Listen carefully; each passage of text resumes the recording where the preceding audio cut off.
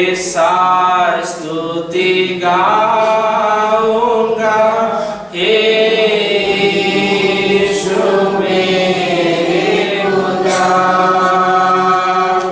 उपकार तेरे हैं बेशुमार, कोटि कोटि स्तुति धन्यवाद धन्यवाद के साथ स्तुति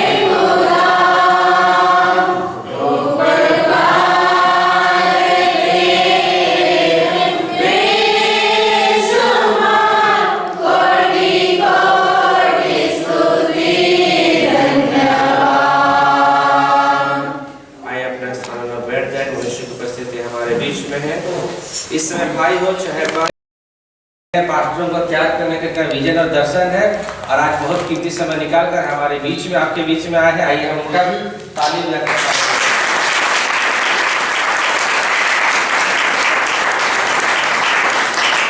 और आज के वचन की सेवाएं हम इन्हीं के हाथों में सौंपते हैं। परमेश्वर पिता अपनी अगुवाई में इनको ले चले।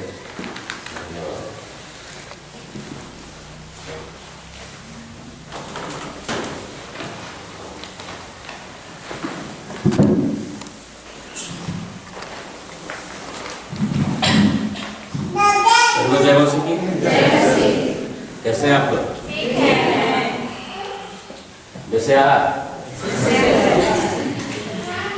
धन्यवाद। कर वचन हमरे बड़े ध्यान से सुना, ठीक है? और सादरी बस नखे, लेकिन कोशिश करो ना, मैं हिंदी में प्रचार करो, लेकिन कभी कभी सादरी भी इस्तेमाल करो। Okay, hallelujah, hallelujah. आज का दिन किसने बनाया है? क्या करने के लिए? हाँ, महिमा करने के लिए। बाइबल कहता है आज का दिन यहोवा ने बनाया है कि हम उसमें आनंदित और मगन हो। तो परमेश्वर के लोग को ना आनंदित रहना चाहिए। जानते हैं आज सबसे बड़ा चीज शैतान का सबसे हमारे जीवन में, जैसे मैं गवाही को सुन रहा था, तो शैतान का सबसे बड़ा वार जानते हैं क्या है? मसीहियों के जीवन से, विश्वासियों के जीवन से आनंद को चोरी करना, चिंता डालना, परेशानी डालना, सब बातों को डालना। और ऐसा क्यों होता है? क्योंकि परमेश्वर का ज्ञान यदि हम लोगों के जीवन में आ जाए तो जानते हैं समस्या दाएं बाएं रहेगी, समस्या रहेगी, लेकिन जानते हैं मसीही लोग, विश्वासी लोग फूले फलेंगे और फलवंत रहेंगे, आशीषित रहेंगे। हालेलुया। ज्ञान को जानना और ज्ञान को अपने जीवन में लागू करना। आमेन, आमेन। हम लोग सेवकाई कर रहे हैं तो ऐसा नहीं है कि समस्या हम लोगों से समस्या हम लोगों के पास आने की कोशिश नहीं करती है। समस्या है, लेकिन उससे ऊपर हम आप रखे गए हैं। समस्याओं के ऊपर में परमेश्वर ने हमको और आपको बैठाया है। आपको जानना है। आज जो मैं आपको बताऊंगा बड़ी ध्यान से सुनिएगा, प्रैक्टिकल करके बताने की कोशिश करूंगा ताकि आपको समझ में आए। तो हम लोग एक छोटा सा गीत हम लोग गाएंगे। मांदर वाले भैया मांदर पर सब बजा दीजिए। गीत शास्त्रीय में है, आप लोग जानते हैं उस गीत को। कैसे सुंदर वचन, कैसे मधुर वचन, है ना? बैठल बैठल गा, खड़ा खड़ा, हाँ जैसन तो हर मन खड़ा खड़ा हो गया। चलो तो बैठा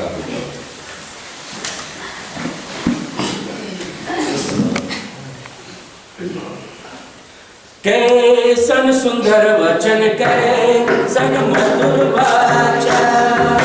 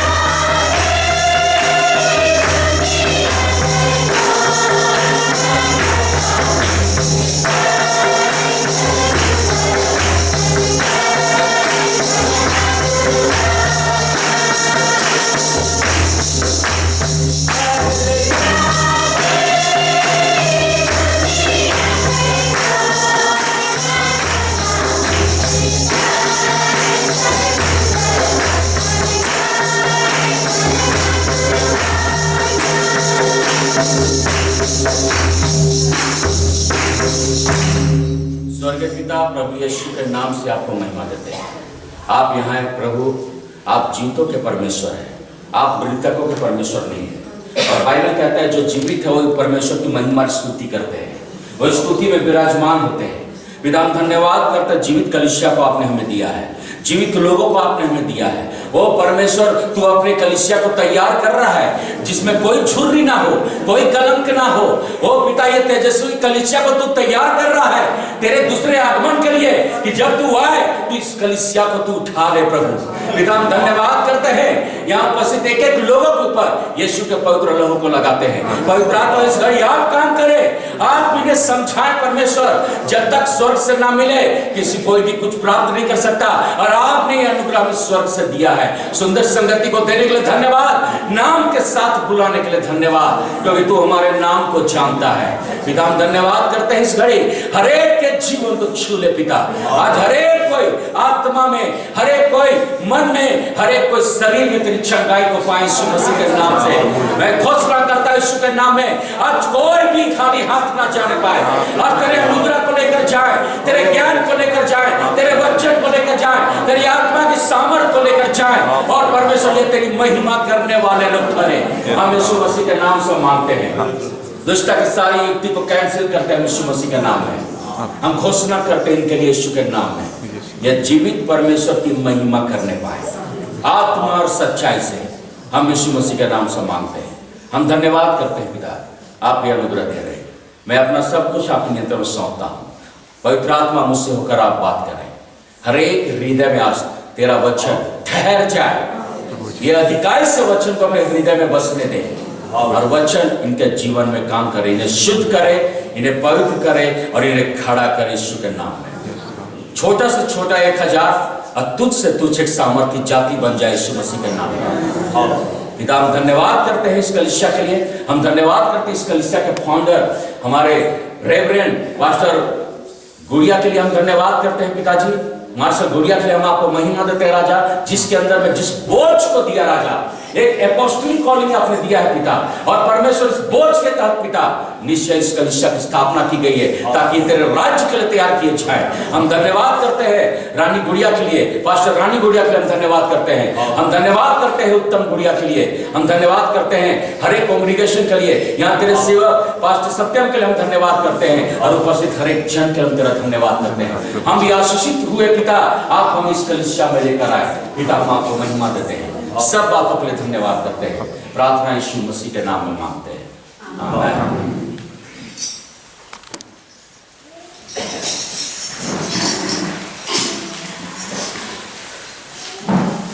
सब लोगों के पास आपका हथियार है ना? हथियार घर छोड़ के नहीं ना आए हैं? हाँ, थोड़ा मूव करेंगे ना,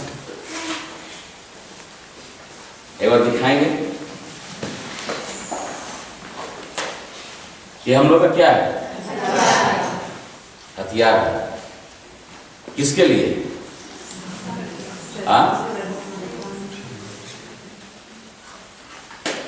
विरोधी लोगों के लिए। मतलब आदमी लोग हम लोग का विरोधी नहीं है, जिसको हम लोग नहीं देख रहे हैं वो है हमारा विरोधी, ठीक है? इसको बोला जाता है आत्मा का तलवार। क्या है ये आत्मा का तलवार? तलवार से क्या करते हैं? सब्जी काटते हैं? नहीं।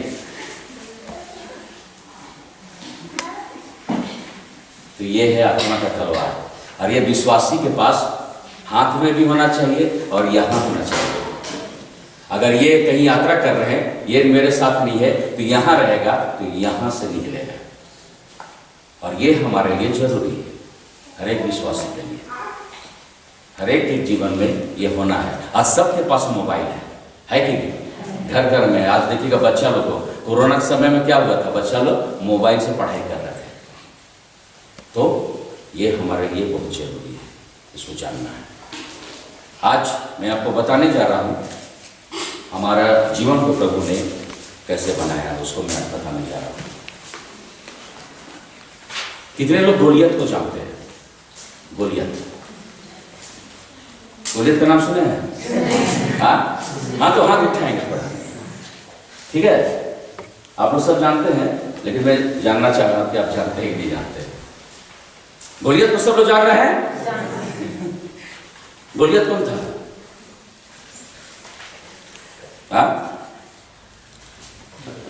जानते हैं, बोलते हैं, फिर बताइए ना। मैं आपका नंबर नहीं काटूंगा, आप पास हैं, ठीक है? बोलिए। गोलियत कौन था? फलिस्ती दानव था, कोई बोल रहे हैं शैतान का सेना था। शैतान का सेना था।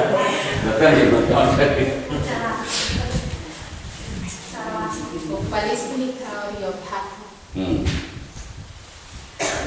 वो एक फलिस्ती सैनिक था, ठीक है? गोलियत कौन था? एक फलिस्ती सैनिक था। कैसा था? मैं अगर 6 फीट का हूँ तो गोलियत कम से कम हमको लगता है 9 फीट से ऊपर का व्यक्ति, ठीक है? लंबा चौड़ा। और ये फलिस्ती सेना किसके विरुद्ध में युद्ध करने के लिए आया था? इस्राएली के विरुद्ध में। इस्राएली कौन थे? परमेश्वर के लोग थे, परमेश्वर के चुने हुए लोग। याद रखिएगा, परमेश्वर के चुने हुए लोग। और परमेश्वर के चुने हुए लोगों के विरुद्ध में कौन खड़ा हुआ?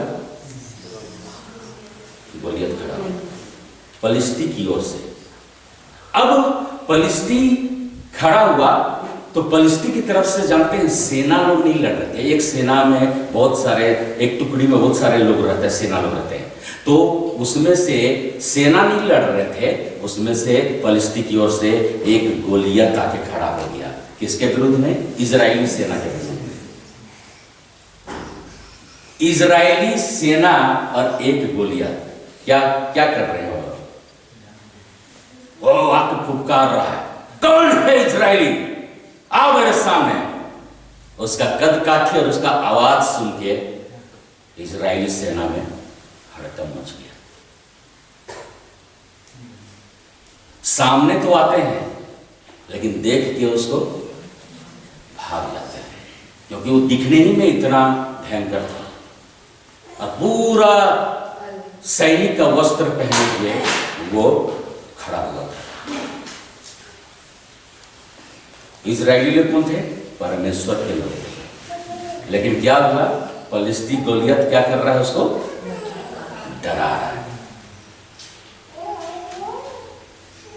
आज मैं आपसे पूछना चाहता हूं, क्या आपके जीवन में भी कोई गोलियत है जो आपको डरा रहा है? ध्यान से देखिएगा, मेरा सवाल को समझने की कोशिश करिएगा। क्या आपके जीवन में भी कोई गोलियत है जो आपको डरा रहा है? परिवार में बीमारी रूपी गोलियत, आर्थिक समस्या रूपी गोलियत, विरोध वाला गोलियत, जादू टोना वाला गोलियत, जीवन की चिंता वाला गोलियत, कल क्या खाएंगे वाला गोलियत, कहाँ रहेंगे वाला गोलियत, मेरा बाल बच्चों का क्या होगा वाला गोलियत, मेरा जीवन का क्या होगा गोलियत, क्या हमारे जीवन में है? बोलिए। आप लोगों के जीवन में समस्या रूपी गोलियत है? है आप लोगों के जीवन में भाई लोग? हाँ, डरा रहा है? हाँ, डरा रहा है गोलियत, आपको डरा रहा है, आपको डर लग रहा है, क्या होगा क्या होगा क्या होगा? जैसे गोलियत खड़ा हुआ और इजरायली सेना लोग डर के पीछे आ जाता था, डर के। और उस समय साउल राजा था। गोलियत के विरुद्ध में कौन खड़ा हुआ? दाऊद ना। तो आज जानते हैं, आज के विषय में बता रहा हूं, वो जिसको हम सुने और जो लिखा हुआ है वो हमारे लिए एक उदाहरण है। और आज हमें जानना है, आज आपके जीवन में जो भी गोलियत है आज वो मारा जाएगा। जो भी गोलियत है आज आपके जीवन में वो मारा जाएगा। जानते हैं कैसे? क्योंकि आप अपने आप को नहीं पहचानते।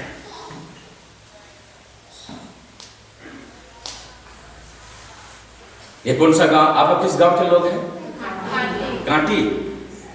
कांटी गांव के लोग हैं। कांटी गांव के लोग, आज आपको जानना है कि आपका गोलियत आज मारा जाएगा। हालेलुया। कैसे मारा जाएगा गोलियत? कैसे आपका समस्या, कैसे आपकी चिंताएं, कैसे आपकी परेशानी? बाइबल के उस वचन को आप स्मरण करिए और आज जानने की कोशिश करिए क्या हुआ, कौन चीज है तो आज जो मेरे गोलियत को मारेगा, कौन चीज है? आज मैं आपको बताना चाहता हूं, आज हमारी धार्मिकता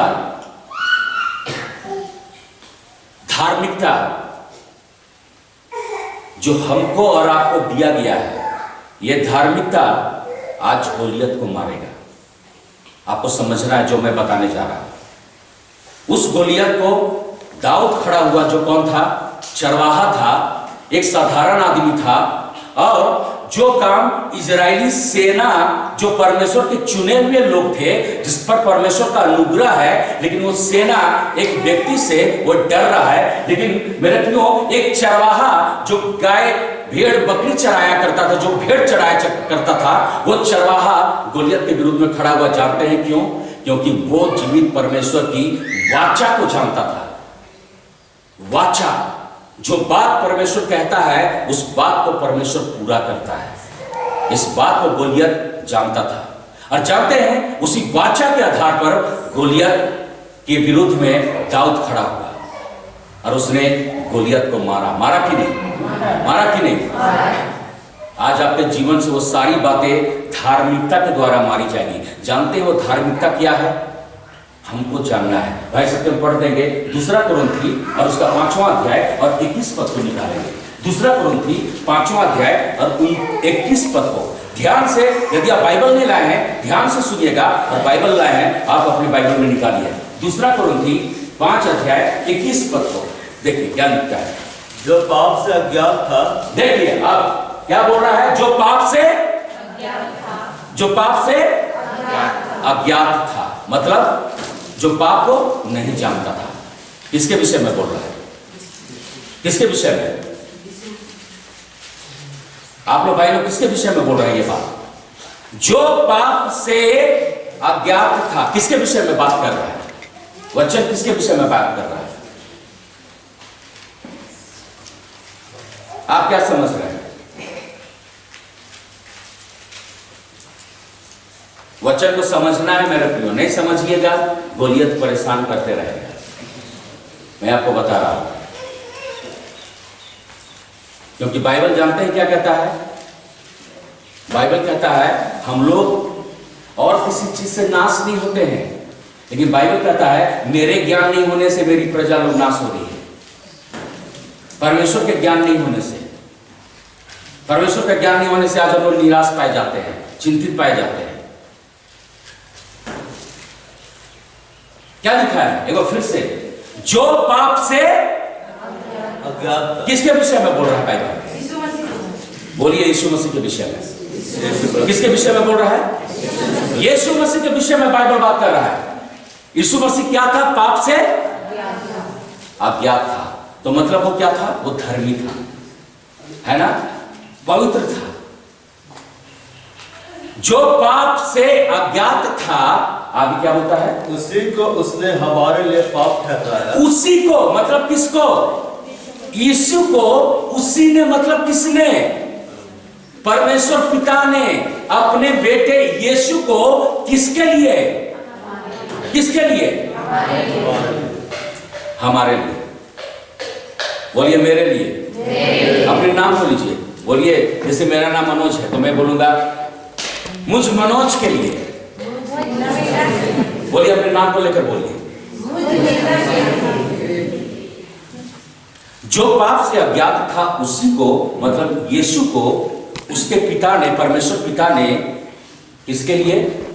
मेरे लिए, आपके लिए क्या ठहराया? क्या ठहराया? क्यों पाप ठहराया? जो पापी नहीं है उसको क्यों हमारे लिए पाप ठहरा रहा है? मतलब पापी कौन था? आप लोग। कौन था? तो किसके लिए पाप ठहरा रहा है परमेश्वर पिता यीशु को? मेरे लिए। बोलिए हमारे लिए, मतलब सबके लिए तो है, लेकिन अपने आप को बोलना है मेरे लिए। जो पाप से अज्ञात था उसी को उसने हमारे लिए क्या ठहराया? पाप ठहराया, ताकि कि हम उसमें होकर परमेश्वर की धार्मिकता बन जाए। हम किसमें? यीशु में होकर परमेश्वर की धार्मिकता बन जाए। अब देखिएगा, यहां पर समझने की कोशिश करें, मैं आपको समझाने की कोशिश कर रहा हूं। भाई एकदम आ जाइएगा, सत्यम का जैकेट को लेकर आएंगे।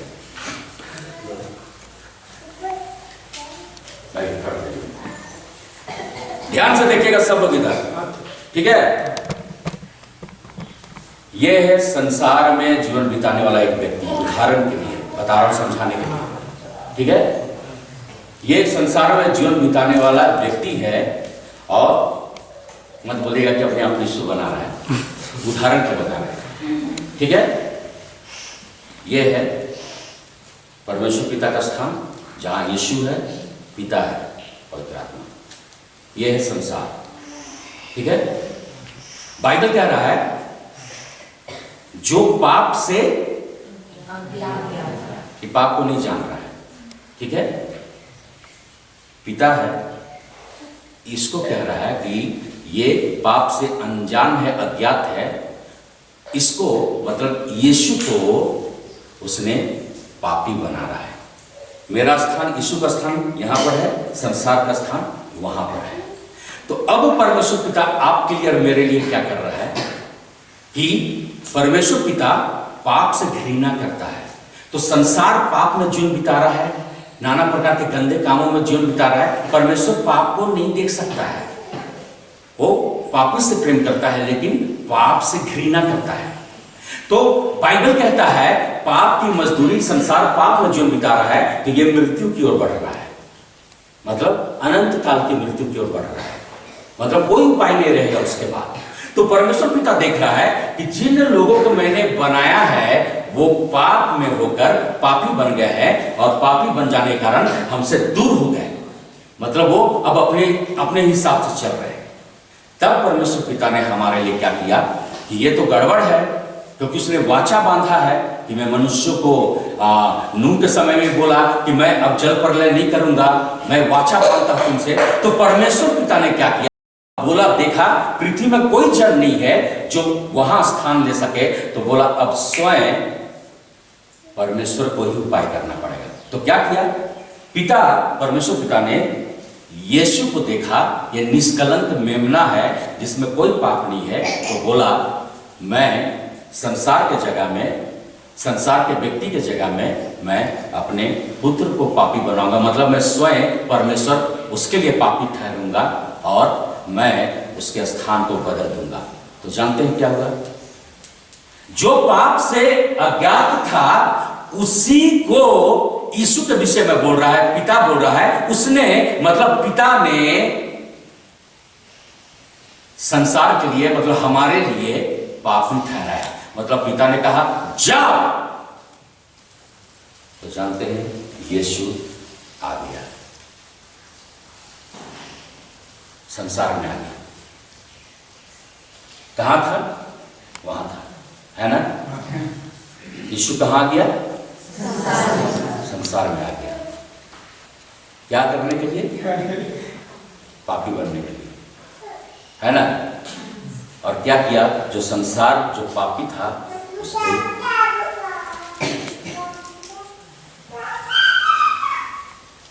क्या हो गया, स्थान, क्या हो गया, स्थान। समझ में आ रहा है, संसार यीशु की जगह में चला गया और यीशु संसार की जगह में चला गया। अब देखिएगा, ये तो पाप का वस्त्र पहना है, यीशु तो धार्मिकता का वस्त्र पहना है, पवित्रता का वस्त्र पहना है। तो अब यीशु ने क्या किया, बोला कि कैसे स्थान बदल गया, तब तो सब कुछ अब बदल जाना चाहिए। यीशु ने अपनी धार्मिकता के वस्त्र को बोला और संसार को पहनाया, और इसका जो पाप का वस्त्र था उसको यीशु ने दिया, यीशु पहन लिया इसको। और अब परमेश्वर पिता अब संसार में किसको देख रहा है, यीशु को देख रहा है। क्यों, क्योंकि ये जो संसार था यीशु का वस्त्र पहन के किसके जैसा बन गया, यीशु के जैसा बन गया। मतलब पाप से ये क्या बन गया, धर्मी बन गया। किसके द्वारा, यीशु मसीह के द्वारा। और यीशु धर्मी होने के बावजूद संसार के लिए क्या बन गया, पापी बन गया। और यीशु पाप में होने के बावजूद, पाप में आने के बाद यीशु कहां गया, क्रूस में गया। किसके लिए, संसार के लिए। लेकिन क्या किया उसने, हमारे स्थान को बदल दिया। मतलब अब जो संसार के लोग हैं, हमारे आप लोग हैं, जब हम विश्वास करके, जब हम यीशु के नाम का अंगीकार किए और यीशु में विश्वास किए, तो क्या हुआ मेरे भाइयों, हमारा स्थान क्या हो गया, बदल गया। अब हम लोग यहां खड़ा नहीं है, अब हम लोग कहां खड़ा है, यीशु के जगह में है। तो क्या हो गया, अब हम लोग पापी नहीं। समझ में आ रहा है, क्योंकि कौन हमारे लिए पापी बना, यीशु मसीह पापी बना। और यीशु मसीह पापी बना तो कहां गया, क्रूस में गया। और क्या किया, मर गया। तो जब वो मर गया तो अब क्या हो गया, चूंकि वो निष्कलंक मेमना था, तो 3 दिन वो अधोलोक में रहा। लेकिन चूंकि वो पापी नहीं था, क्योंकि उसने पाप को ले लिया था, लेकिन वो धर्मी। तो तीसरे दिन परमेश्वर पिता के वाणी के अनुसार, भविष्यवाणी के अनुसार, क्योंकि वो बोला था कि मैं तीसरे दिन जी उठूंगा, क्योंकि यदि नहीं जी उठता तो हम और आप क्या बोलते, देखो लोग क्या बोलते, देखो पापी यीशु मर गया। और हमारे लिए रात के लिए कोई आशा नहीं रहती। हमारी आशा क्रूस में मर गई रहती। लेकिन मेरे प्रियो, यीशु हमारे लिए क्रूस पर गया, हमारे स्थान को चेंज कर दिया, हमें धर्मी बना के चला गया। और बाइबल कहता है चूंकि वो पापी नहीं था और जो कहता वो होता है, तो मेरे प्रियो तीसरे दिन बाइबल कहता है वो मृतकों में से जी उठा और आज वो जीवित परमेश्वर आज पिता के दाहिने हाथ बैठा है। और बाइबल कहता है उसने हमें भी अपने दाहिने हाथ बैठाया है। हालेलुया। तो आज जब हमारा स्थान बदल गया, धन्यवाद भाई, ताली बजाएंगे उत्तम के। समझ में आया? हाँ, समझ में आ गया? हमारा स्थान क्या हुआ? बदल गया। तो मैं बोल रहा था कि हम लोग धार्मिकता के द्वारा आज गोलियत को मारेंगे। किसकी धार्मिकता के द्वारा? यीशु की धार्मिकता के द्वारा, जो हमको और आपको दिया गया है। हालेलुया, हालेलुया, प्रभु का धन्यवाद। चलिए, आपको जल्दी समझ गया है ना? तो अब आप लोग कौन लोग हैं? अब आप लोग कौन लोग हैं? धर्मी लोग हैं। किसके द्वारा? यीशु के द्वारा। तो मत बोलिएगा मैं हूं पापी महान। पापी हम लोग, स्वभाव पापी, हमारा सारा चीज यीशु ले लिया है और मेरे प्रियो हम लोग को धर्मी बना दिया। अब हमारा क्या हो गए हैं? यीशु में आ गए हैं। ठीक है, हम लोग यीशु में आ गए हैं। तो अब क्या होगा, मैं कल बताने की कोशिश कर रहा था। मान लीजिए ये एक स्थान है और मैं यहां पर खड़ा हूं, तो ये भवन है, परमेश्वर का भवन है। अब क्या होगा, यदि मैं यहां से गिरूंगा भी तो मैं कहां गिर रहा हूं? भवन में ही गिर रहा हूं, है ना? बाहर तो नहीं गिर रहा हूं। तो अब जब हम लोग यीशु में आ गए हैं, तो अब हमारे जीवन से ऐसा नहीं कि मिस्टेक्स नहीं होंगे, मिस्टेक्स होंगे, लेकिन हम लोग कहां गिर रहे हैं? यीशु में ही गिर रहे हैं। तो बाइबल क्या कहता है? धर्मी जन उठ खड़ा होगा, क्योंकि यीशु ने हमें धर्मी बनाया है, क्योंकि उसका लहू आज भी काम कर रहा है। तो उसका लहू हमें सब बातों से शुद्ध करता है। तो शैतान जानते हैं क्या करता है? आप पर दोष लगाता है, अरे तुम तो पापी हो, तुम तो पापी हो, तुम तो पापी हो, तुम तो पापी हो। तो क्या होता है? वो दोष भावना हमारे जीवन में घर कर जाता है और हम लोग आगे नहीं बढ़ पाते हैं। यीशु कहता है उठो, सूर्य की नाई छमको, क्योंकि तुम्हारा उजियाला आ गया है, आगे बढ़ो। और मेरे प्रियो, वो हमें आगे बढ़ने के लिए करता है। लेकिन शैतान क्या करता है? तुम पापी है, चलो पीछे जाओ। तो मेरे प्रियो, ऐसा दोष भावना लगा के विश्वासियों को क्या करता है? यीशु पीछे धकेल देता है। लेकिन बाइबल कहता है उसकी धार्मिकता से मेरे प्रियो हम धर्मी बनाए गए हैं, उसकी पवित्रता से हम पवित्र किए गए हैं। हमारा स्थान बदल दिया है, हमारा वस्त्र बदल दिया है, क्योंकि हमारा गंदा वस्त्र क्या हुआ? चला गया। देखिएगा क्या होता है जब हम यीशु को अपना उद्धारकर्ता ग्रहण करते हैं, तो बाइबल कहता है कि हमारे वस्त्र को सबसे पहले वो बदल देता है। यदि जकरिया की पुस्तक आप निकालेंगे, जकरिया की पुस्तक, ये आपको पुराना नियम में आपको ये मिलेगा 1098 में, 1098 पृष्ठ में मिलेगा। ये उसका तीसरा अध्याय, जकरिया की पुस्तक तीसरा अध्याय, और उसका यदि 1 से पढ़ेंगे तो देखिए बाइबल क्या कहता है। फिर उसने यहोशू महायाजक को यहोवा के दूत के सामने खड़ा हुआ मुझे दिखाया, और शैतान उसकी दाहिनी ओर उसका विरोध करने को खड़ा था। तब यहोवा ने शैतान से कहा, हे शैतान, तब यहोवा ने शैतान से कहा, हे शैतान, यहोवा तुझको घुड़के, यहोवा जो यरूशलेम को अपना लेता है वही तुझे घुड़के। क्या यह आग से निकाले हुई लुगदी से नहीं है? उस समय यहोशू तो दूत के सामने मैला वस्त्र पहने हुए कैसे खड़ा था? मैला वस्त्र पहन के खड़ा था। हाँ, तब दूत ने उनसे जो सामने खड़े ने कहा, इसके ये मैले वस्त्र उतारो। बोलता है कि इसके मैले वस्त्र उतार दो। फिर उसने उससे कहा, देख, मैंने तेरा अधर्म दूर किया है और मैं तुझे सुंदर वस्त्र पहना दूंगा। क्या बोल रहा है दूत? देख, मैंने तेरे अधर्म को दूर कर दिया है, तेरे मैले वस्त्र को मैं निकाल दिया है, अब मैं तुम्हें सुंदर वस्त्र पहना देता हूं। फिर आगे, तो मैंने कहा, इसके सिर पर एक सुंदर शुद्ध पगड़ी रखी जाए। अतः उन्होंने उसके सिर पर याजक के योग्य शुद्ध पगड़ी रखी और उसको वस्त्र पहनाए। उस समय यहोवा का दूत पास खड़ा रहा। मतलब क्या हुआ? मैला वस्त्र को यीशु मसीह अपने ऊपर ले लिया और अपना धार्मिकता का वस्त्र को, पवित्रता का वस्त्र को हम लोगों को दे दिया, ताकि उसमें होकर, बाइबल हम लोगों ने क्या पढ़ा, यीशु में होकर हम उसकी धार्मिकता बन जाए।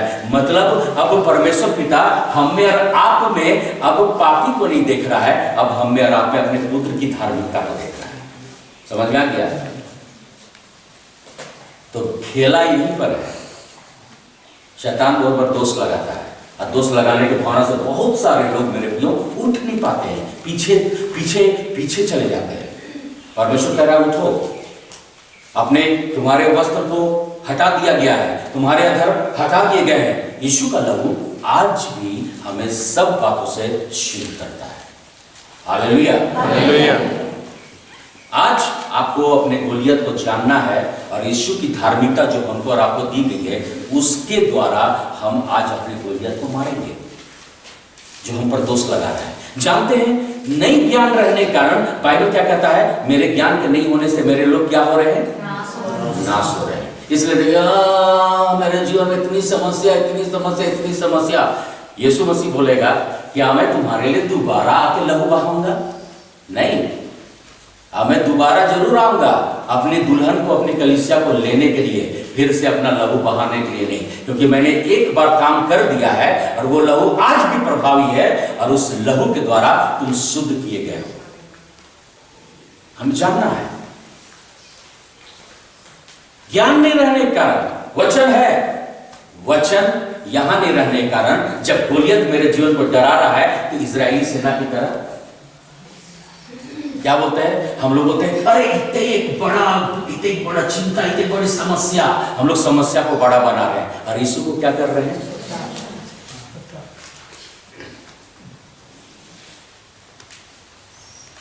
यही है, ज्ञान में आना है, ज्ञान को जानना है, सत्य को जानना है, वचन को जानना है, तब आत्मा का तलवार आपके पास रहेगा। तो जब समस्या आएगा तो आत्मा का तलवार चलाइएगा। समस्या जो आत्मिक चीज है ना, वो संसार वाले तलवार से नहीं भागती है। आत्मिक शत्रु के लिए आत्मिक हथियार इस्तेमाल किया जाता है, और आत्मिक हथियार क्या है? परमेश्वर का जीवित वचन, जो आत्मा का तलवार है, विश्वास का ढाल है, उद्धार का टोप है। हमें इस बात को जानना है। बेटा, मैं आपको उदाहरण के साथ बताऊंगा, नहीं जानने के कारण क्या होता है, हमारी स्थिति क्या होती है। देखिए कैसे हमने उद्धार पाया है। इफिसी की पत्री उसका 2 अध्याय और उसका 8 पद को पढ़ लीजिएगा पास्टर सत्यम जी। इफिसी की पत्री 2 अध्याय और उसका 8 पद क्या लिखा है?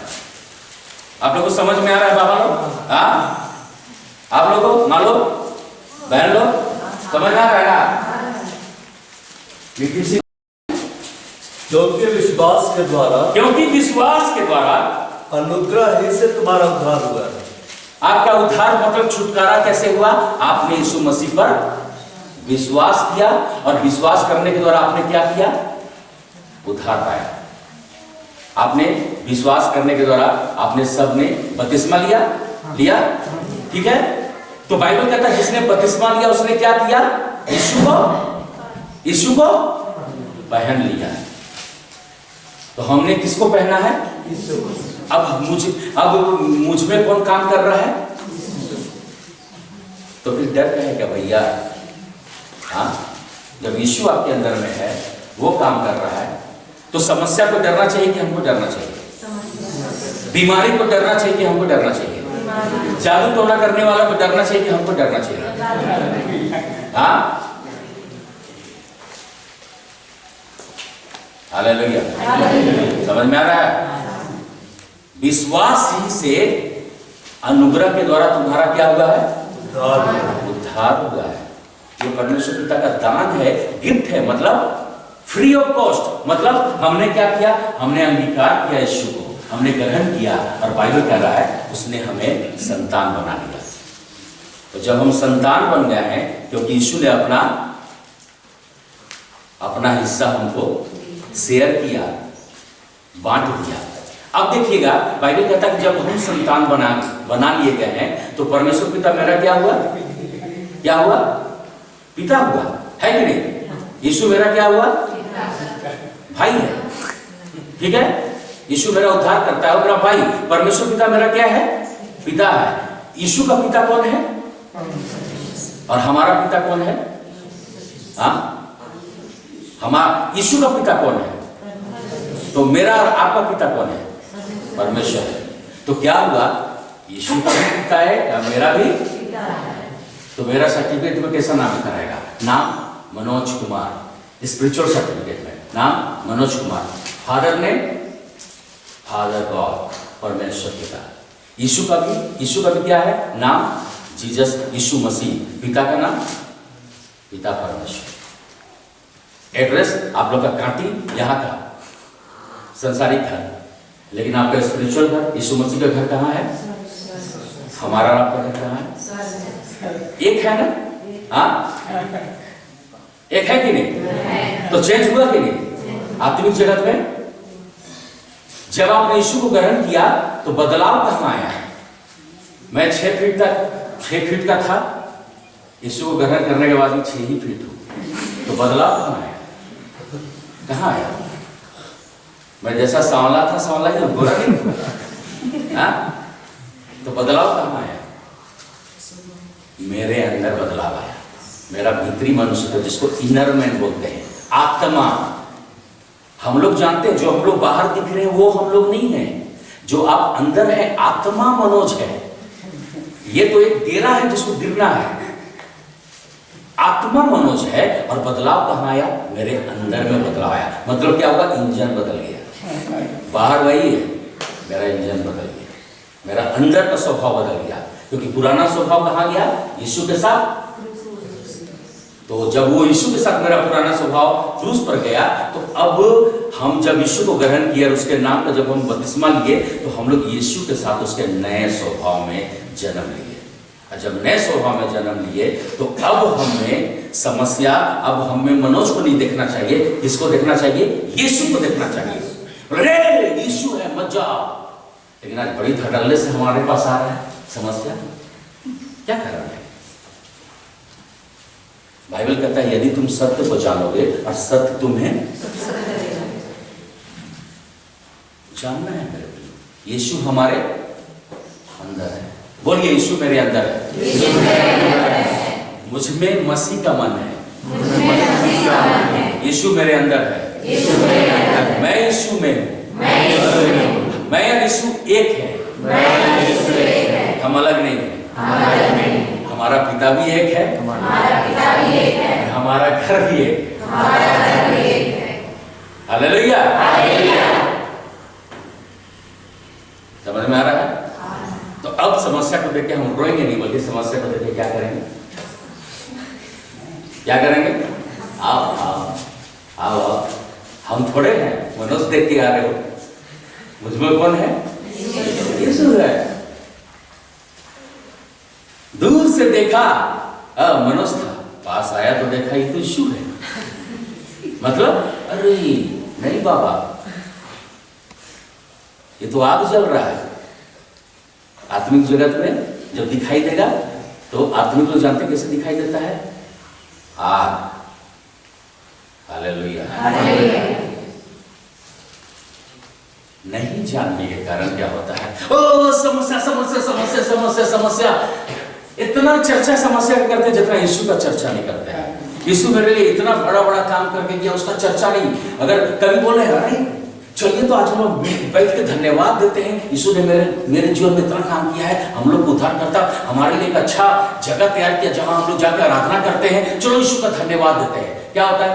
बैठ के लोग चिंता खेलते हैं। अरे मोर जीवन में तो ऐसा, मोर जीवन में तो ऐसा। क्या कभी सब बोला अरे चल नहीं क्या है, यीशु मसीह का नाम में सब हो जाएगा, चाहे हमारे बैठ कर प्रार्थना करो। क्या कभी ऐसा किया है? हाँ, चर्चा करिए यीशु मसीह का, उसके कामों का चर्चा करिए और उसका धन्यवाद करिए। आज यीशु की धार्मिकता जो हमको दी गई है, उसके द्वारा गुलियत को आज मारा जाना है। आमीन, हालेलुया। अब मैं तो फिर क्वेश्चन पूछूंगा। मैं टीचर नहीं हूं, लेकिन मैं आत्मिक टीचर हूं, ठीक है? मैं एक आत्मिक पूछा, उड़ा पुत्र को जानते हैं सब लोग? ठीक है। उड़ा पुत्र क्या किया था? हिस्सा लेकर चला गया, ठीक है। हाँ, आप लोग उसके बाद क्या हुआ? हिस्सा लेकर चला गया तो कंगाल हो गया, ठीक है। फिर क्या हुआ? नहीं, वापस आने से पहले कुछ हुआ था, काम कर रहा था। कहाँ काम कर रहा था? हाँ, सुअर चरा रहा था। देखिए अब आप इतना आप लोग जान रहे हैं, अब सुनिए। उड़ाव पुत्र बहुत देर से उसको समझ में आया, कंगाल हो गया, वहां तक तो ठीक है। अब क्या हुआ? बोला कि अब तो खाने के लिए कुछ करना पड़ेगा। तो बाबा हर जगह ढूंढा, काम कहीं नहीं मिला, कहीं नहीं मिला, कहीं नहीं मिला। तो एक जगह है वो बोला कि भैया मेरे पास कोई दूसरा काम नहीं है, लेकिन एक काम है अगर तुम करोगे तो बोला हाँ भाई, उसको तो नौकरी का जरूरत था। तो बोला हाँ हम करेंगे। कौन सा काम है? बोला सुअर चराने का काम है। बोला ठीक है हम करेंगे। तो बोला खाना क्या मिलेगा? तो बोला वो जो खाता है तुमको। तो ये क्या करने लगे भाई साहब? हाँ, काम करने लगे और सुअर जो खाता है उसको खाने लगे। लेकिन भाई साहब क्या थे? उसका पिता क्या था?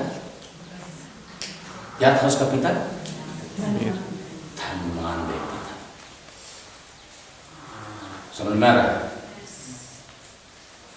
सुअर चरा रहे हैं, सुअर का खाना खा रहे हैं, वहीं रह रहे हैं, पूरा सुअर जैसे हम भी हो गए। बहुत देर में उसको समझ में आया कि अरे मैं तो धनी बाप का बेटा हूं, मेरे पापा के यहाँ बाकी नौकर चाकर मस्ती में तीनों टाइम का अच्छा अच्छा खाना खा रहे हैं, अच्छा पहन रहे हैं, और धनी बाप का बेटा यहाँ क्या कर रहा है? हाँ, सुअर चरा रहा है, खाना क्या खा रहा है? उसको बहुत देरी के बाद समझ में आया कि वो कौन है। कौन था वो? धनी बाप का बेटा था। कुछ कारण से कंगाल हो गया, अपनी गलती से कंगाल हुआ, लेकिन क्या था तो धनी बाप का बेटा था कि नहीं? तब बहुत, जब सब कुछ बहुत बीत गया तो उसको याद आ रहा है, अरे मेरा ये स्थिति क्यों है? मैं तो धनी बाप का बेटा हूं। तो धनी का बाप का बेटा तो उसको याद आ रहा है, मेरे यहाँ तो बहुत सारे नौकर चाकर हमसे अच्छा जीवन बिता रहे हैं, वो तो अच्छा अच्छा खा रहे हैं, अच्छा पहन रहे हैं, और मैं यहाँ क्या कर रहा हूँ? बाप का बेटा होने के बावजूद मैं यहाँ क्या कर रहा हूँ? सुअर चरा रहा हूँ। और क्या कर रहा हूँ? सुअर का खाना खा रहा हूँ। मेरे नौकर, जो मेरे पापा के नौकर क्या कर रहे हैं? अच्छे अच्छे खा रहे हैं और अच्छा अच्छा पहन रहे हैं, और मैं यहाँ सुअर के बीच में रह रहा हूँ, वो लोग तो वहां महल में रह रहे हैं। बहुत देर के बाद उसको समझ में आया। तब भाई साहब क्या किए? जब समझ में आया तो उन्होंने एक अच्छा काम किया, और वो काम था, बोला मैं अपने पिता के पास वापस जाऊंगा, क्षमा मांगूंगा, और क्या करूंगा, और मैं कहूंगा कि मैंने आपके विरुद्ध में, मैंने ईश्वर के विरुद्ध में पाप किया है, मुझे एक सेवक समझ के रख ले।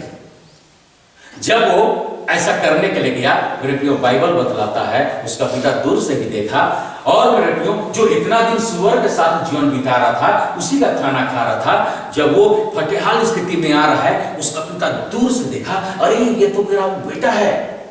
मेरे प्रियो पिता ने जाके बाइबल कहता उसको गले लगाया, उसका से गंध आ रहा होगा, है ना? पिता ने क्या किया? आज हम लोग का ना उड़ा पुत्र वाला स्थिति है, हम लोग बहुत देर से समझ में, वो कोई तो समझ को नहीं करते हैं कि मैं किसका बेटा हूँ।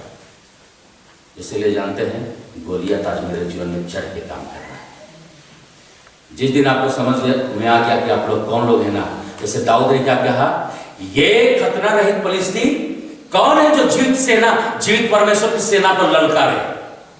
और वो उठ खड़ा हुआ, और उसने क्या किया? उसने वाचा के अनुग्रह से उसने गोलियत को एक ही पत्थर में, हालेलुया। जितना जल्दी समझ जाएंगे कि आप जीवित परमेश्वर की संतान हैं, यीशु मसीह की धार्मिकता आपको दी गई है, यीशु के द्वारा आप धर्मी बनाए गए हैं, यीशु के द्वारा आप पवित्र किए गए हैं, यीशु ने आपके स्थान को बदल दिया है, आपको संतान बना दिया है, आपका स्थान बदल दिया है। जब तक ये ज्ञान आपके जीवन में, जब तक आप इस बात को सचेतता में नहीं आए, इस सत्य में नहीं आए, मेरे प्रियो, वही उड़ा पुत्र वाली स्थिति हमारी रहेगी। सब कुछ होने के बावजूद भी हम, मेरे प्रियो, एक समस्या वाला जीवन जीने के लिए मजबूर हो जा रहे हैं। इसीलिए मेरे प्रियो, समस्या मेरे जीवन में घर कर गई है और हमको उसी में जीना अच्छा लग रहा है। हम सत्य को आने ही नहीं दे रहे हैं, क्योंकि बाइबल कहता है यदि तुम सत्य को जानोगे और सत्य तुम्हें, हालेलुया। हम लोग कौन लोग हैं? संतान हैं। पिता क्या है? सारे पृथ्वी, सारी सृष्टि, पूरे ब्रह्मांड, पूरे स्वर्ग का क्या है? मालिक है, रचयिता है। स्वर्ग, वो स्वर्ग में रहता है, पृथ्वी उसने कहा किसको दिया है? हमको और आपको दिया है। और उसने क्या कहा? सब बातों को वश में कर लो। लेकिन आज हम लोग तो वश में नहीं कर रहे हैं, हम लोग खुद वश में हो गए। इसलिए आज हमारे जीवन में नाना प्रकार की बातें हमारे जीवन को समस्या।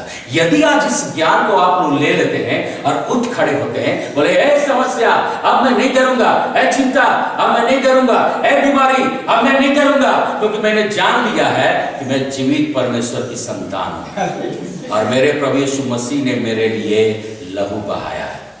यीशु के द्वारा मेरा स्थान बदल गया है। अब मैं यीशु के द्वारा धर्मी बन गया हूं। जब शैतान दोष लगाएगा ना, तो आप बोलिएगा कि मेरा स्थान बदल गया। हालेलुया। समझ में आ रहा है?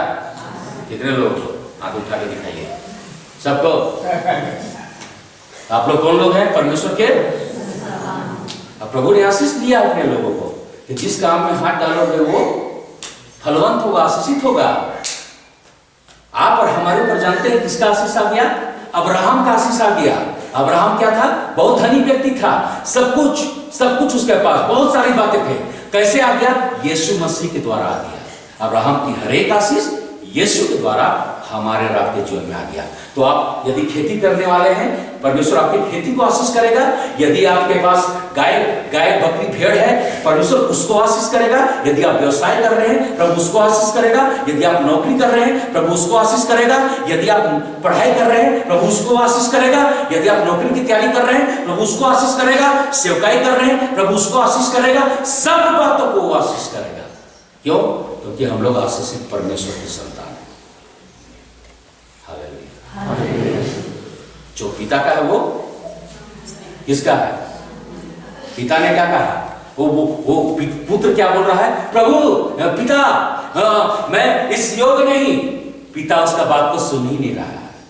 बोल रहा है थोड़ा जल्दी से इस वस्त्र को निकालो, अच्छा वस्त्र पहनाओ, अच्छा जूता पहनाओ, अंगूठी पहनाओ, अरे जल्दी से जाके बछड़ा काटो, आज उत्सव मनाना है। पिता ऐसा देख रहा है। पुत्र कैसा देख रहा है? ओ मैं तो बहुत गलती करके आया हूँ, क्या पता, कुछ पता नहीं। लेकिन पिता को मालूम है कि ये मेरा पुत्र है जो खो गया था, आज मिल गया है। आओ हम आनंद मनाएं। हालेलुया।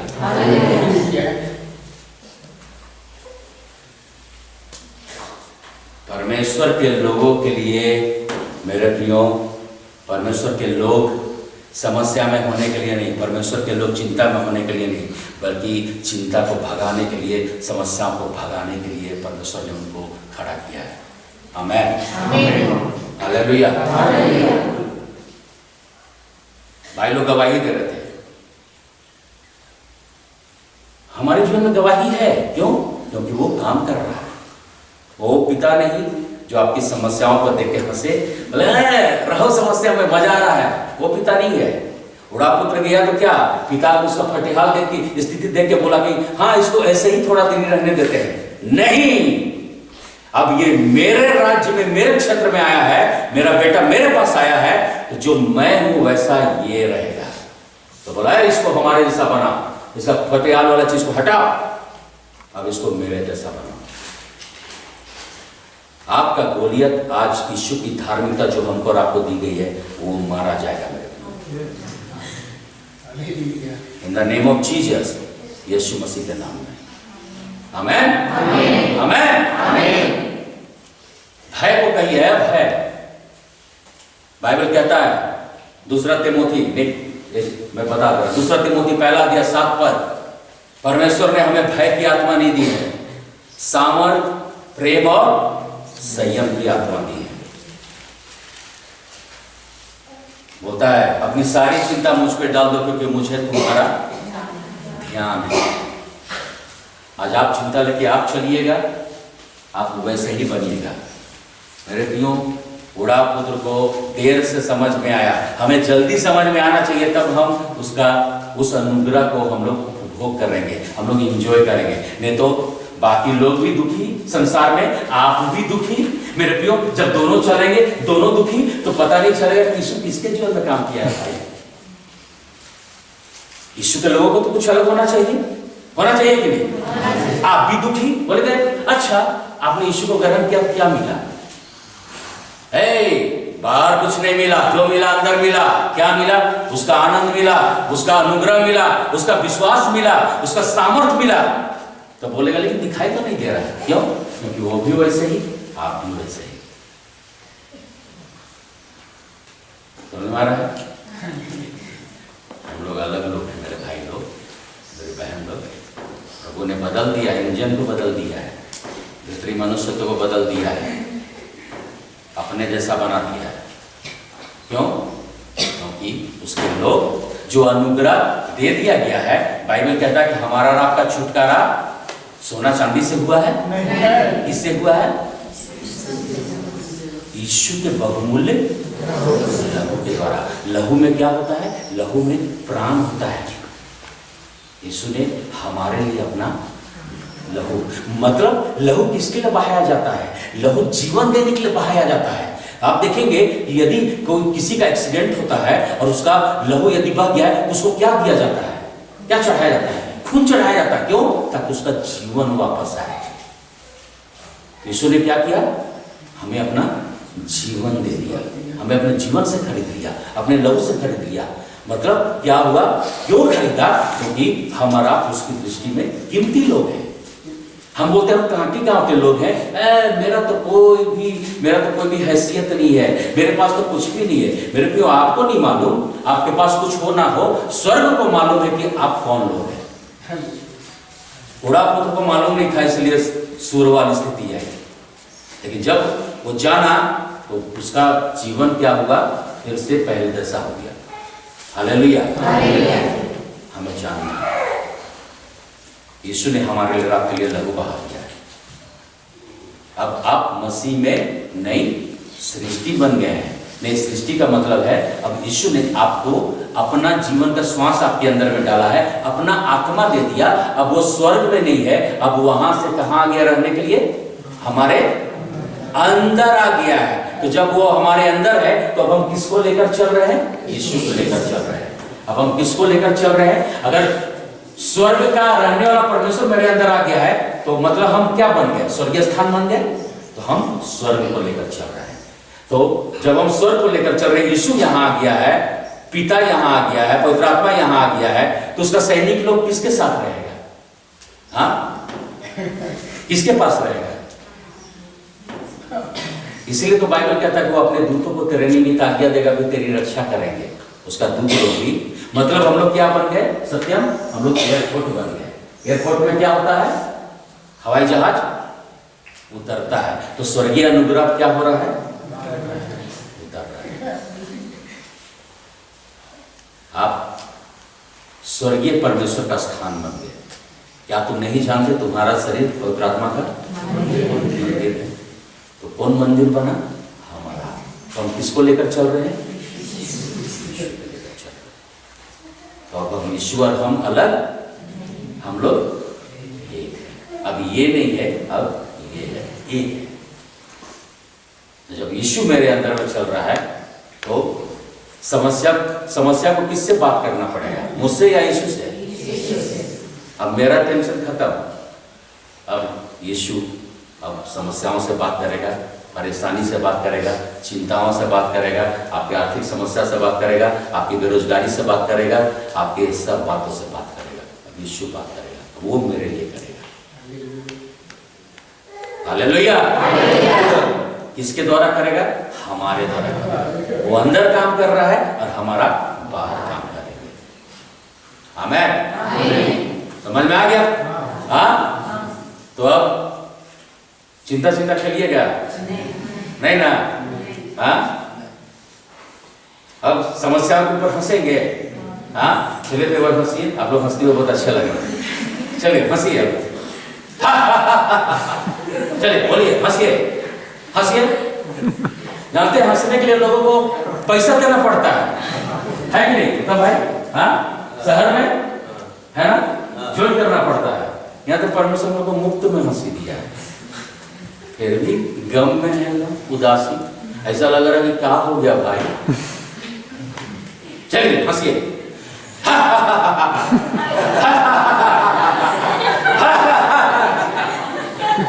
हंसिए भाई लोग।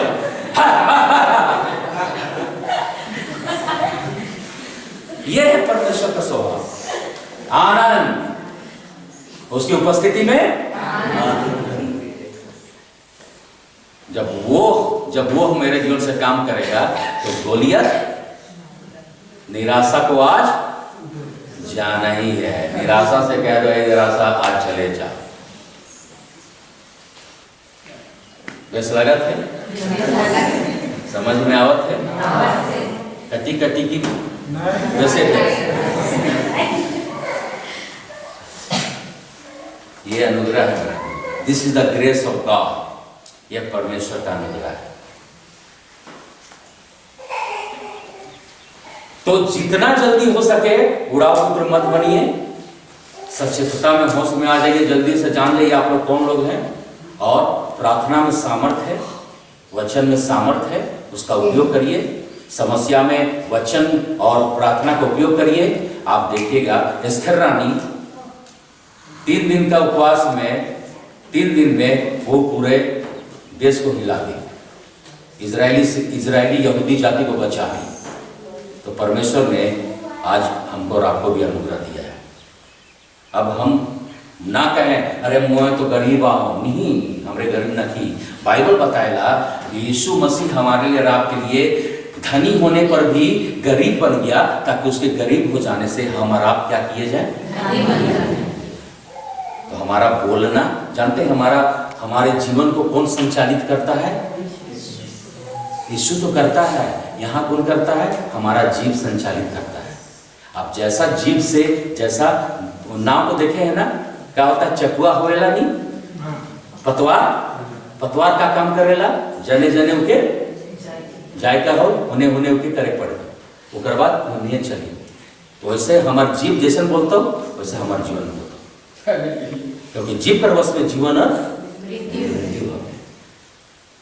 तो आज हमरे क्या बोला बाबरे, मैं तो बहुत दुख में हूं। नहीं, हम लोग दुख में नहीं है। मेरे दुख को मेरे यीशु ने ले लिया, उसने मेरे लिए आनंद को खोल दिया। मैं बहुत आनंदित हूँ यीशु में, बहुत आशीषित हूँ यीशु में।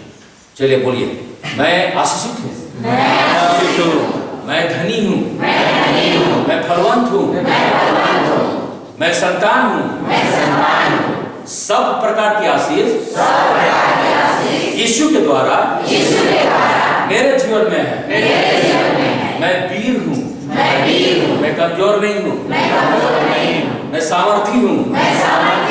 यीशु के द्वारा जो मुझे सामर्थ्य देता है, मैं सब कुछ कर सकता हूँ। आमीन। तो ये हम लोगों का अंगीकार होना चाहिए। समझ में आ गया? आपका जीव आपके जीवन का निर्धारण करेगा। आज आप जो हैं, जो आपने पहले जो अपने मुंह से निकाला है, वो आज आप हैं। आज से जो आप निकालेंगे, कल आप वही होंगे। समस्या को देख के मत बोलिए, यीशु को देख के बात करिए।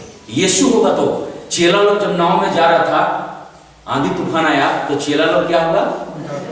क्यों? क्योंकि वो मनुष्य की रीति से देख रहा था। लेकिन जब यीशु जगह, कुछ भी नहीं बदला था। यीशु ने क्या कहा? आंधी को डांटा, तूफान को शांत किया। तो यीशु के नजरिए से देखिए और अपने आप को आशीष करिए। जितने माता पिता हैं आप अपने बच्चों को आशीष करिए, जितने बच्चे लोग हैं आप अपने आप को आशीष करिए, अपने पेरेंट्स को आशीष करिए, अपनी कलीसिया को आशीष करिए, अपने पुरोहितों को आशीष करिए जो आपके लिए सेवा देने आते हैं। हालेलुया।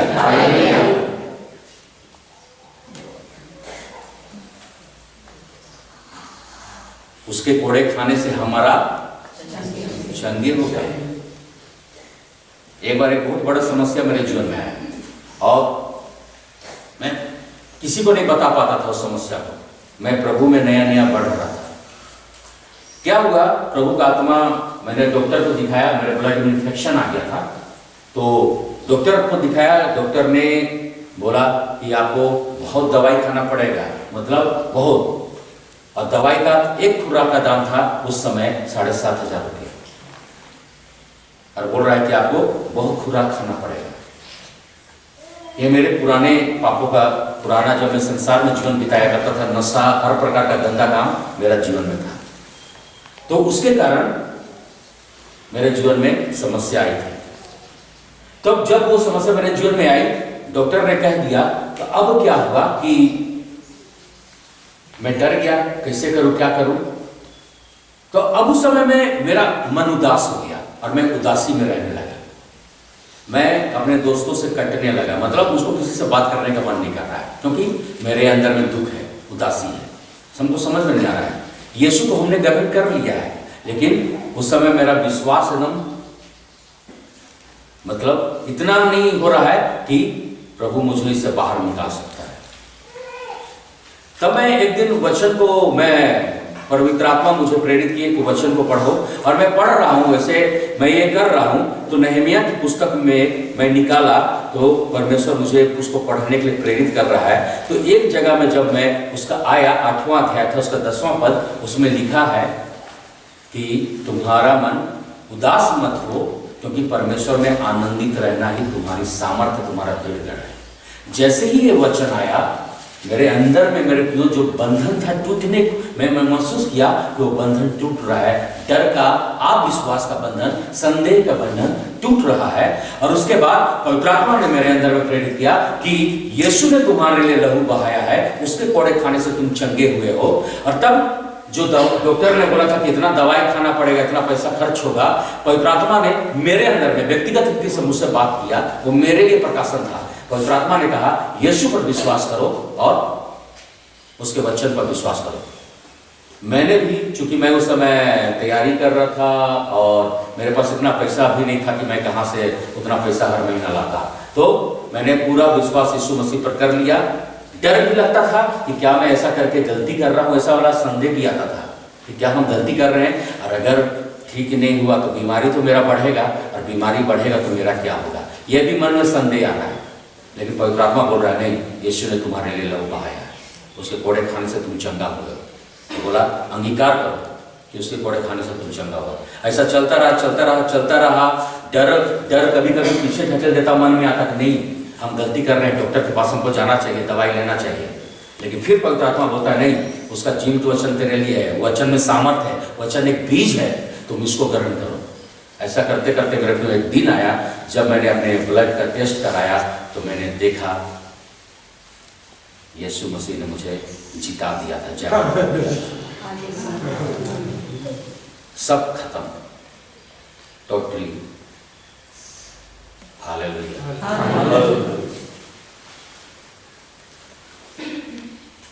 जानते हो क्यों हारा संसार में?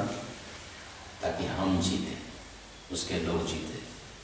इसीलिए वो क्रूस पर, शैतान को लगा कि ये हार रहा है, लेकिन वो हारने के बावजूद भी वो जीत रहा था मेरे को। वो हमारे लिए गया वहाँ, हमारे लिए सब कुछ गया, इसलिए ताकि उसकी धार्मिकता को हम पहन लें। और आज जो गोलियत आपको डरा रहा है, हम उसके विरुद्ध में खड़ा हो जाएं, और आज हम उसको कहें कि गोलियत तेरा कोई स्थान नहीं है, क्योंकि मैं जीवित परमेश्वर की संतान हूँ।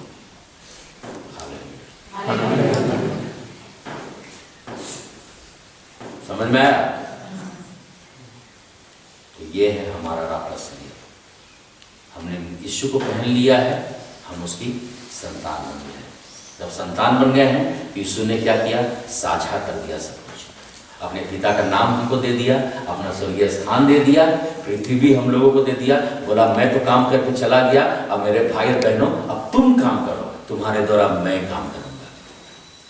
अब वो काम करने हम लोगों को दिया है। इसलिए अब इस बात को समझना है कि आप लोग परमेश्वर के लोग हैं, ज्योति के लोग हैं। पहले आप अंधकार थे, अब क्या है? ज्योति है। तो बाइबल क्या कहता है? ज्योति के गुण को प्रकट करो। तो अब आपको ज्योति को लोग संसार में जानते हैं हम लोग कैसे दिखाई देते हैं? भाई सत्यम बाइबल कहता है कि परमेश्वर के लोग संसार में जलते हुए दीपक के समान दिखाई देते हैं। दीपक का काम क्या है? अंधकार में चमकना। तो मतलब क्या है? जो निराश में है, जो परेशानी में है, वो दीपक को देखते हुए आएंगे और बोलेंगे भाई जो अनुग्रह आपने पाया है वो मुझे भी चाहिए। तो आप बताएंगे ये अनुग्रह मुझे प्रभु यीशु मसीह के द्वारा मिला है। आमेन। आमेन। क्या आप आनंदित हैं? उत्साहित हैं? क्या आप वीर हैं? क्या आप सामर्थी हैं? क्या आप धनी हैं? क्या आप चंगे हैं? क्या आप आशीषित हैं? क्या आप फलवंत हैं? यस, ये है। हालेलुया, हालेलुया, ये है हम। तो बस आज यही मैं बताने के लिए मैं आप लोगों के बीच में आया था, क्योंकि मैंने इस सत्य को जाना, क्योंकि हम जब अब नई सृष्टि बन गए हैं तो मेरे प्रियो अब मेरा सब कुछ बदल गया है, मेरा सर्टिफिकेट चेंज हो गया है। अब हमारे अंदर में, अब मेरे अंदर में जानते हैं किसका? पहले मेरे जब हम यीशु को ग्रहण नहीं किए थे तो मेरे अंदर में मेरे संसारिक पिता का खून दौड़ रहा था, लेकिन जब हमने यीशु को ग्रहण किया तो अब मेरे अंदर में यीशु का खून दौड़ रहा है। मेरा डीएनए चेंज हो गया। अब मैं बाइबल का एक वचन को करके फिर हम लोग प्रार्थना में जाएंगे। बाइबल कहता है, इफिसी की पत्री निकालेंगे, इफिसी की पत्री, और फिर हम लोग प्रार्थना में जाएंगे। इफिसी की पत्री और उसका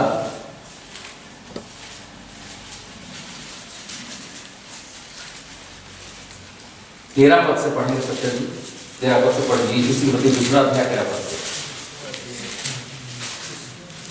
पर अब मसीह यीशु में तुम जो पहले दूर थे, मसीह के लहू के द्वारा निकट हो गए हो।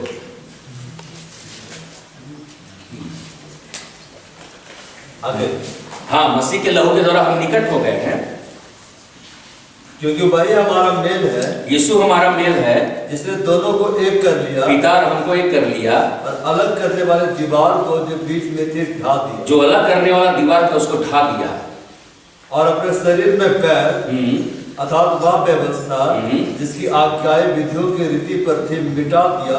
इन दोनों से अपने में एक नया मनुष्य उत्पन्न करके मेल करा दे। हाँ, एक नया मनुष्य उत्पन्न करके क्या करा दे? मेल करा। अब जो नया मनुष्य उत्पन्न हुआ कैसा है? यीशु के जैसा है। तो यीशु के जैसा है तो धर्मी हो गया, पवित्र हो गया। तो पिता से क्या हो गया? हम लोगों का नया मनुष्य बना के हम लोगों को क्या किया? पिता से क्या किया? मेल करा दिया। मतलब कट्टी हो गए थे तो मेल हो गए। बचपन में हम लोग कट्टी कट्टी खेलते थे ना। कट्टी मतलब तुमसे बात नहीं करेंगे, तुमसे देखे छिपने वाला चीज, उधर से आ रहा है तो हम इधर से जा रहे हैं। लेकिन बाइबल कह रहा है अब नया करके हमको क्या किया? पिता से मेल करा दिया। फिर आगे क्या बोल रहा है? और क्रूस पर बैर को नाश करके, क्रूस पर बैर को नाश करके, इसके द्वारा दोनों को एक देह बनाकर परमेश्वर से मिला। हाँ, एक देह बनाकर परमेश्वर से मिला है। उसने आकर तुम्हें जो दूर थे और उन्हें जो निकट थे दोनों को मेल मिलाप का सुसमाचार, जो दूर थे या निकट थे सबको मेल मिलाप का सुसमाचार सुनाया। क्योंकि उसी के द्वारा मतलब यीशु के द्वारा हम दोनों की एक आत्मा में पिता के पास पहुंच। हाँ, एक आत्मा में हम अब पिता के पास पहुंच गए हैं। फिर इसलिए तुम अब विदेशी और मुसाफिर नहीं। अब आप विदेशी और मुसाफिर, विदेशी मतलब फॉरेनर, फॉरेनर मतलब कुछ समय के लिए आया है फिर से उसको। तो अब हम लोग विदेशी, अब प्रभु हमारा कहने उसके लिए अब हम लोग अजनबी नहीं रहे, विदेशी नहीं रहे। अब वो स्वदेश मतलब स्वर्ग हमारे लिए अब विदेश जैसा नहीं है, अब वो हमारा अपना घर है। और यहाँ हम लोग हैं, अपने घर के लिए हम लोग तैयार किए जा रहे हैं। यीशु मसीह आ रहा है अपने घर में ले जाने के लिए। यूहन्ना में क्या बोला कि मैं तुम्हारे लिए जगह तैयार करने जाता हूं और मैं आऊंगा और तुम्हें लेकर जाऊंगा, जहां मैं रहूं वहां तुम भी रहो। हालेलुया। आगे क्या बोल रहा है सत्यम? अब तुम विदेशी और मुसाफिर नहीं रहे, परंतु पवित्र लोगों के संगी, स्वदेशी और परमेश्वर के घराने के हो गए। किस घराने के हो गए हो? परमेश्वर घराने के हो। हम लोग परमेश्वर का घराना का हो गए। तो परमेश्वर के घराने लोग क्या होते हुए बिताएंगे समय को? नहीं। परमेश्वर क्या कर रहा है? हंस रहा है। मैं उसको नहीं पढ़ाऊंगा, भजन संहिता में लिखा हुआ है। वो सब समस्या जिसको देख के परमेश्वर ठट्ठा में उसको उड़ा रहा है, क्योंकि परमेश्वर को मालूम है कि ये नाश होगा। तो इसलिए परमेश्वर के लोगों को उदास नहीं रहना है, परमेश्वर के लोगों को आनंदित रहना है। यही हमारा कुंजी है। इसीलिए पौलुस ने फिलिपी के लोगों को कहा, प्रभु में सदा, मैं फिर कहता हूँ, चलिए एक दूसरे से हाथ मिलाइए, अगर अपने पड़ोसी से हाथ मिलाइए और बोलो, प्रभु में सदा आनंदित रहो।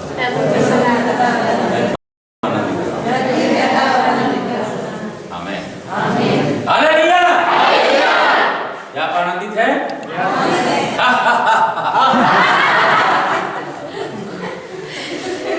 आइए अपने स्थान में खड़े हो, अपने स्थान में खड़े हो। अब प्रभु का धन्यवाद करें, प्रभु का धन्यवाद करना।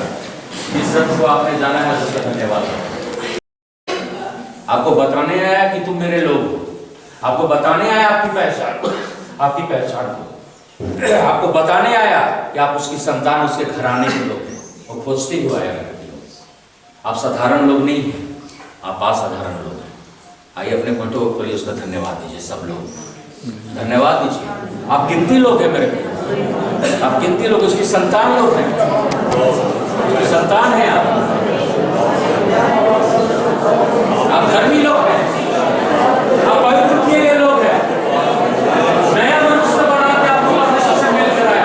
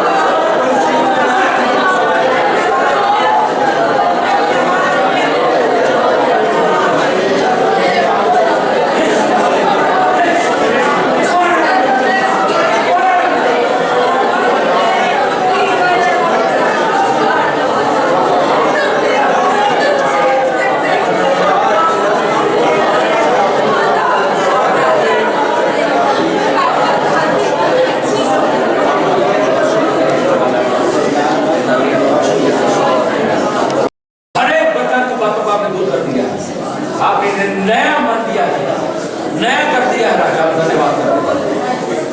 आपकी महिमा स्तुति के लिए सब कुछ नया हो गया, हम धन्यवाद करते हैं बेटा।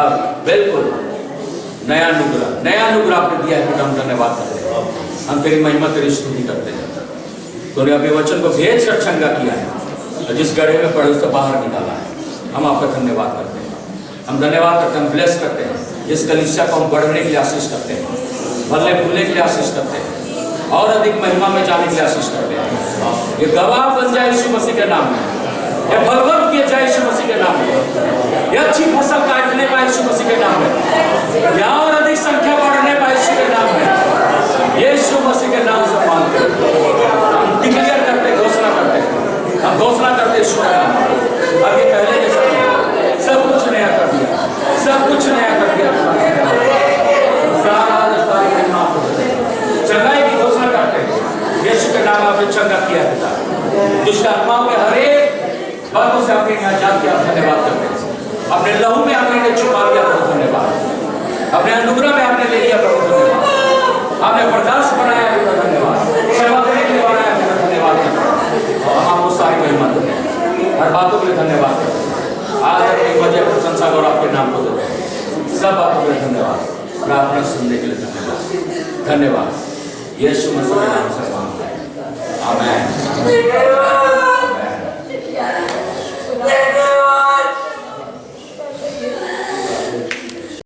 के लिए धन्यवाद पिता, आप उपस्थिति के लिए धन्यवाद करती हूँ। सामर्थ्य प्रभु